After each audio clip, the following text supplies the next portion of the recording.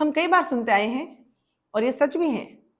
अगर मेरे अंदर कोई ऐब है, मेरे अंदर कोई बुराई है और अगर मुझे कोई वो बात बताए तो मैं सुन नहीं सकती और मुझे सुनते ही गुस्सा आ जाएगा और मैं ऐसा कहूंगी नहीं नहीं ये सब गलत है और तू बकवास कर रहा है।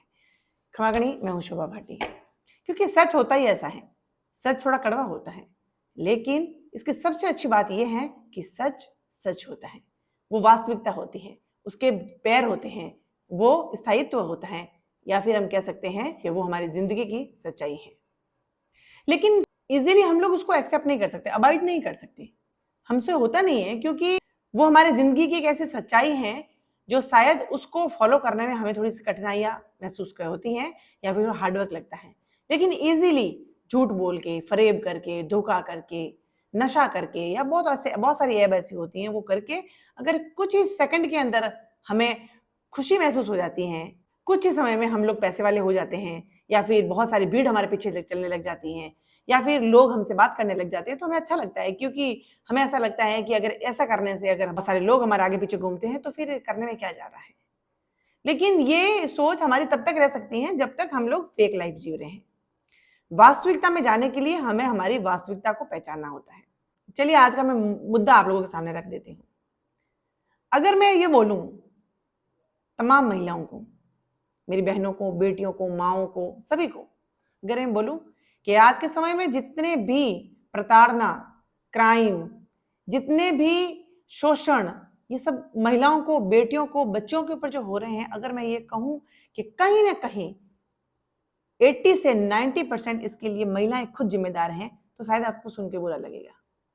कोई बात नहीं, कुछ मिनट के लिए बुरा लगेगा आपको, लेकिन एंड में आपको चीजें समझ में आ जाएगी। ये चीजें आप महसूस कर पाएंगे और अपने प्रति गिल्ट होगा, और जब गिल्ट होगा, और मुझे इस बात का पूरा भरोसा है कि जब हमें हमारी गलती पता चल जाए, हमारे जीवन में आगे ऐसी गलतियां नहीं करेंगे या फिर इसको यही रोक देंगे। इस बात की मैं गारंटी दे सकती हूँ। इस बात को मुझे पूरा भरोसा है आप लोगों पे कि बात अगर समझ में आ जाए तो आज से ही सवेरा हो जाएगा। हम लोग कुछ, वैसे तो बहुत सारे हैं, लेकिन कुछ चीजें मैं आपके सामने बता देती हूँ। एक महिला बांझ होती है, उसका बच्चा नहीं होता। एक महिला विधवा होती है जिसका पति मर जाता है। एक महिला को पति छोड़ देता है, वो डिवोर्स भी होती है या फिर अपने मायके में जाके बैठ जाती है। या फिर एक महिला थोड़ी सी कुरूप होती है, एक महिला मोटी होती है, एक महिला पतली होती है, या फिर बहुत सारी और भी चीजें होती हैं जो महिलाओं के जीवन के अंदर आज के समय में बहुत बड़ी समस्याएं बनी हुई हैं। देखिए कि आज के समय में अगर हमारे महिलाएं बहुत पतली हैं, बहुत सूखी हुई हैं, तो ये भी बहुत बड़ा जिंदगी की परेशानी बन जाती है। महिलाएं बहुत बड़ी मोटी हैं तो भी ये हंसी का पात्र बन जाती हैं और लोगों के सामने निंदनीय बन जाती हैं, कि निंदा का शिकार जो है बन जाती हैं। और डाइवोर्सी हैं तो भी, छोड़ा उसके पति ने है तो भी उसका समाज में जीना मुश्किल हो जाता है। और पति खत्म हो गया है, अगर वो विधवा हो गई है तो भी उसका जीना मुश्किल हो जाता है, और या फिर उसके बच्चा नहीं है तो भी उसका जीना दुश्वार कर देती है ये दुनिया। चलो बात करते हैं कि इनका जीना दुश्वार कौन करता है? ये समाज, ये लोग। अगर मैं ये कहूं कि नहीं ये समाज, ये लोग नहीं करते, महिलाएं खुद करती हैं, तो शायद आप लोगों को विश्वास नहीं होगा। आप कहेंगे नहीं ये पूर्ण रूप से गलत है, ऐसा होता ही नहीं है। महिला महिलाओं को क्यों कहेगी? मैं बता देती हूँ आपको।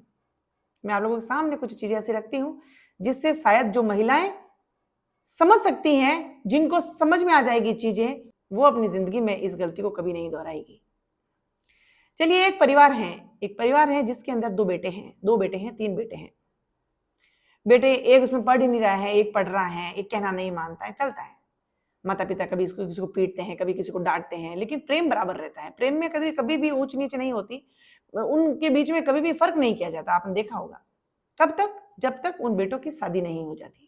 यहां तक कि एक बेटा शराबी है, उसके अंदर इतना शराब पीता है कि पुलिस कभी घर पे आती है, कभी उसको पुलिस उठा के ला रही है, कभी कॉलोनी में गिरा हुआ है, वहां से भी माता पिता उसको उठा के लेके आएंगे, घर पे लेके आएंगे, उसको प्यार से समझाएंगे, उसको खाना खिलाएंगे, घर में रखेंगे, बाहर नहीं निकालेंगे उसको। सब कुछ चलता है और उसके बाद में लोगों के मन में उन माता पिता के प्रति सिंपैथी भी होती है। कहते हैं कि देखो बेचारे माँ बाप कितने दुखी हैं उस संतान को लेके। लेकिन माता पिता कहते हैं अरे नहीं नहीं, उसको तो जिंदगी में ये गम है, वो फेलियर हो गया, ये वजह है, लेकिन फिर भी छुपाएंगे उस चीज को, लोगों के सामने कभी इस चीज को बताएंगे नहीं, कभी इस चीज को एक्सप्रेस नहीं होने देंगे कि हाँ हम लोग दुखी हैं मेरी संतान से। अचानक उस बेटे की एक दिन शादी हो जाती है, उसके पीछे पत्नी आ गई, वाइफ आ गई, उसने समझाया, उसको कुछ भी हुआ। जिंदगी में जब कुछ नए लोग आते हैं तो शायद नए रूल्स और नए कुछ रेगुलेशंस लेके आते हैं, तो मे भी कि किसी की सोच बदल जाए। वो व्यक्ति ने पीना सब छोड़ दिया, पीना छोड़ दिया, शराब पीना छोड़ दिया, उसने सब कुछ छोड़ दिया, अच्छा कमाने लग गया वो। अब उस व्यक्ति को लगने लगा कि मेरी जिंदगी तो नरक से स्वर्ग बन गई है, क्योंकि लोग मेरी वैल्यू करने लगे हैं, लोग मेरी इज्जत करने लग गए हैं, मेरा मान सम्मान बढ़ गया है।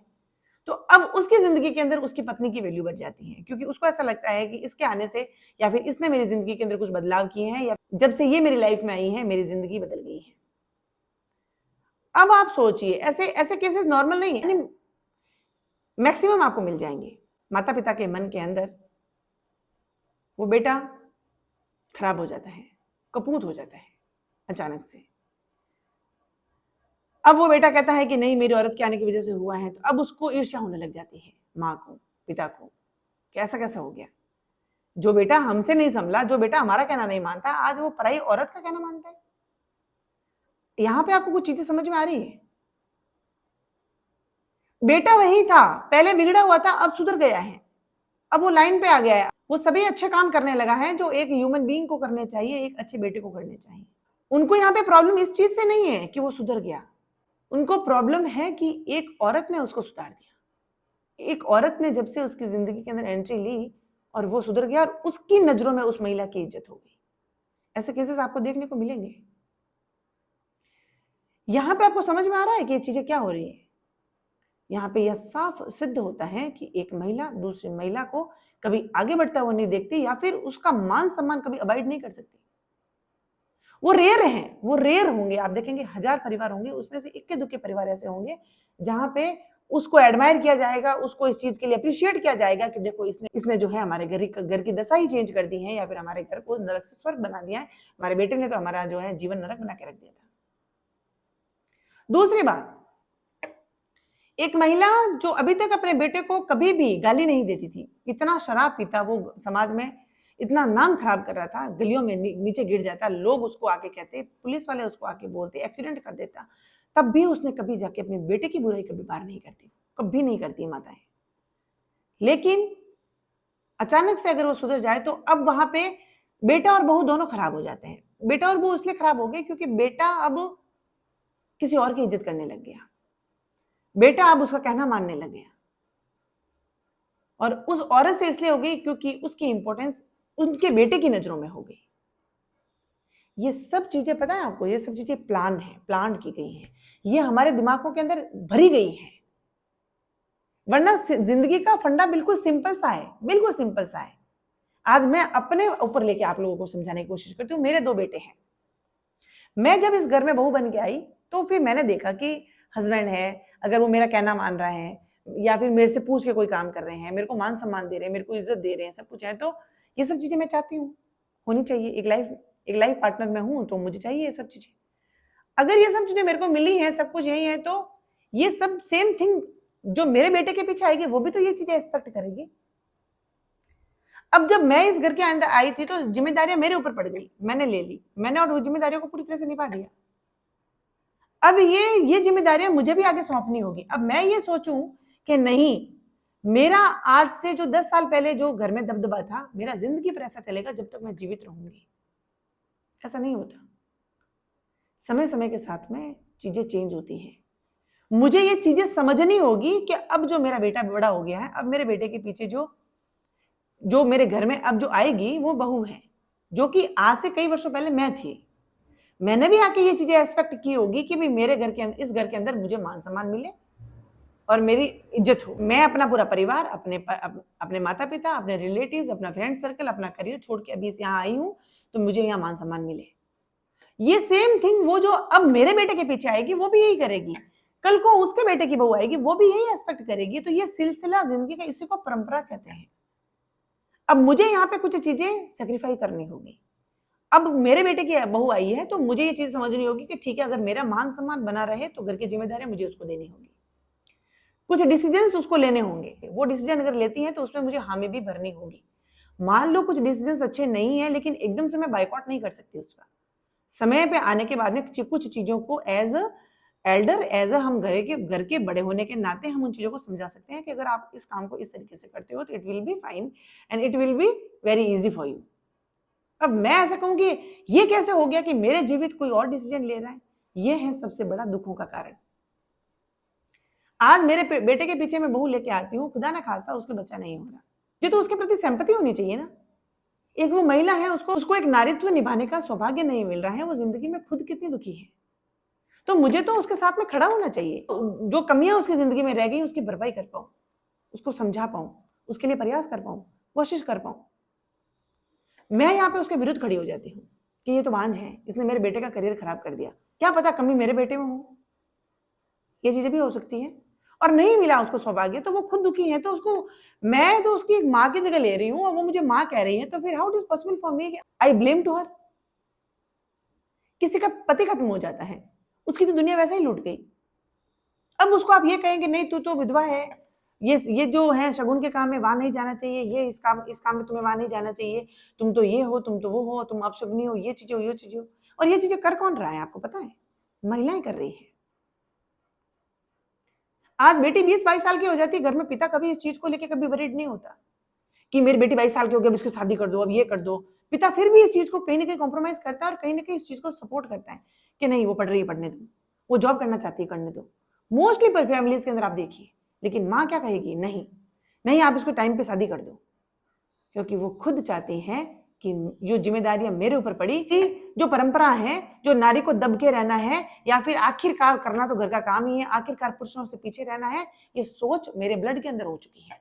अब ये चीज मैं अपनी संतान के लिए, बेटी के लिए भी यही सोच रही हूँ, लेकिन बेटे के लिए ऐसा नहीं सोच रही हूँ। कुल मिला के मैं ये कहना चाहती हूँ, आप अगर इन चीजों को थोड़ा सा गौर करके सोचेंगे, आपको समझ में आएगा। तो इस समाज के अंदर जितनी प्रताड़ना है, जितना शोषण इन महिलाओं के ऊपर हो रहा है, उसके अंदर सबसे ज्यादा जिम्मेदार महिलाएं खुद हैं। महिलाएं दूसरी महिलाओं का जीना दुश्वार कर रही हैं। ये दूसरा पुरुष नहीं करता, समाज नहीं करता। पुरुष कौन है इस घर के अंदर? पुरुष कौन है? मेरा पति है और एक मेरा बेटा है। मेरा बेटा वही करेगा जो मैं कहूंगी। अगर मैं उसको कहूंगी कि पत्नी को ऐसा नहीं कहना है तो वो नहीं कहेगा। मैं अपने हस्बैंड को बोल दूंगी घर में बहुओं को ऐसा नहीं कहना है तो वो नहीं कहेगा। आज भी समाज के अंदर ये सच्चाई है कि महिलाओं की चलती हैं, लेकिन हमारी सोच हमें आगे बढ़ने नहीं दे रही है। अपनी सोच से, अब रूढ़िवादिता से घिरी हुई है। हम लोग नहीं चाहते हैं कोई भी मेरे घर में जो नया मेंबर आया है बहू के रूप में, वो सबसे पहले एक नारी है। जिस दिन एक नारी दूसरी नारी का सम्मान करना सीख लेगी, कोई किसी के ऊपर प्रताड़ना होने ही नहीं देगी। प्रताड़ना क्या है? दहेज की प्रताड़ना हो रही है, संतान नहीं हो रही प्रताड़ना हो रही है, अगर वो सुंदर नहीं है तो हो रही है, अगर वो पैसा नहीं लाई तो हो रही है। ये प्रताड़ना कर कौन रहा है? कौन कर रहा है? महिलाएं खुद कर रही हैं। आज मेरे घर के अंदर कोई बहू आएगी तो आई विल डिसाइड कि वो उसको कैसे रखना है। स्टार्टिंग में हम लोग करते हैं, और हम लोग जब टॉर्चर कर करके बेटे को ऐसा कह देते हैं तो बेटा एक दिन समझ जाता है कि मुझे तो टॉर्चर करने के लिए कहा जाता है। वो माता पिता के विरुद्ध खड़ा हो जाता है, और जब एक लड़की के लिए वो माता पिता के विरुद्ध खड़ा हो जाता है तो वो बेटा हमारी नजरों में कपूत हो जाता है। ये समाज की सबसे बड़ी सच्चाई है, स्वीकारना कोई नहीं चाहता। आज भी जो लोग वीडियो देखेंगे इस चीज को नहीं स्वीकारेंगे, लेकिन उनका दिल जानता है कि सच तो यही है। हम समय पे सच को स्वीकार लें तो बहुत सी रूढ़िवादिता, बहुत सी समाज की बुराइयां यहीं खत्म हो जाएगी, आगे नहीं जाएगी। बेटों को तो नहीं सिखाते हम। बलात्कारी है किसी न किसी का बेटा है, जो शोषण करता है वो किसी न किसी का पति है, किसी किसी का बेटा है, किसी का भाई है, क्योंकि हमने उसके ऊपर अंकुश नहीं डाले। हमने उसको नहीं सिखाया कि कैसे रहना चाहिए, कैसे महिलाओं का मान सम्मान करना चाहिए। That's why they are doing like these crimes in our society. वरना हम इनको खींच के रखते हो तो किसी की हिम्मत है कि बच्चा ऐसा कर ले? बेटा बेटी 7 बजे घर में आनी चाहिए, बेटे का हमें पता नहीं, बेटा तो बाहर खड़ा है तो कुछ नहीं कर रहा। बेटा बाहर कुछ भी कर सकता है, क्राइम कर सकता है, बलात्कार कर सकता है, किसी की इज्जत पे हाथ डाल सकता है, चोरी कर सकता है, कुछ भी कर सकता है। लेकिन हम ही तो डिसाइड कर रही है ना, माइंड डिसाइड कर रही है कि बेटा कुछ नहीं, बेटा को जाने दो, बेटे को मत जाने दो। क्योंकि ये रूढ़िवादिता हम खुद परंपरागत लेके आ रहे हैं और आगे भी ट्रांसफर कर रहे हैं हम लोग। अगर बात समझ में आ रही है, कोई भी नारी सबसे पहले ये सोचे कि कोई भी दूसरी नारी जो है उसका रिश्ता साइड में करिए आप। सबसे पहले वो एक नारी है, उसका सम्मान अगर आपकी नजरों में है तो हर रिश्ता आपको कबूल हो जाएगा, चाहे वो बेटी का हो, चाहे देरानी का हो, जिठानी का हो, सास का हो या बहू का हो। ये हम लोगों को थोड़ा सा समझना होगा। समय के साथ में कुछ बदलाव होते हैं और वो बदलाव हमारे सुखों का कारण भी बन सकते हैं और दुखों का। अब वो आपको डिसाइड करना है कि आपको क्या करना है, सुख के साथ जीना है या दुख के साथ, या मन में क्या पैदा करनी। मन में हम लोग बहुत सारा प्यार लेके बहुत सारा मान सम्मान महिलाओं को दे सकते हैं, लेकिन नहीं, हमें तो नफरत भरनी है। हम लोगों को तो एक दूसरे से घृणा करनी है, हमें तो एक दूसरे से ईर्ष्या करनी है, हमें तो एक दूसरे के प्रति जेलिस होना है कि वो ऐसे कैसे हो गई, वो ऐसे कैसे हो गई। सबसे बड़ा सच है ये, एक नारी जिस दिन दूसरी नारी के प्रति मान सम्मान लेके खड़ी हो गई या फिर उसकी उन्नति से खुश होने लग गई बाय हार्ट, उस दिन समाज का चेहरा देखना क्या होगा। और इस समाज में इन महिलाओं की वापस वही वैल्यू, वापस वही रिस्पेक्ट होगी जो कि पहले रामराज में हुआ करती थी।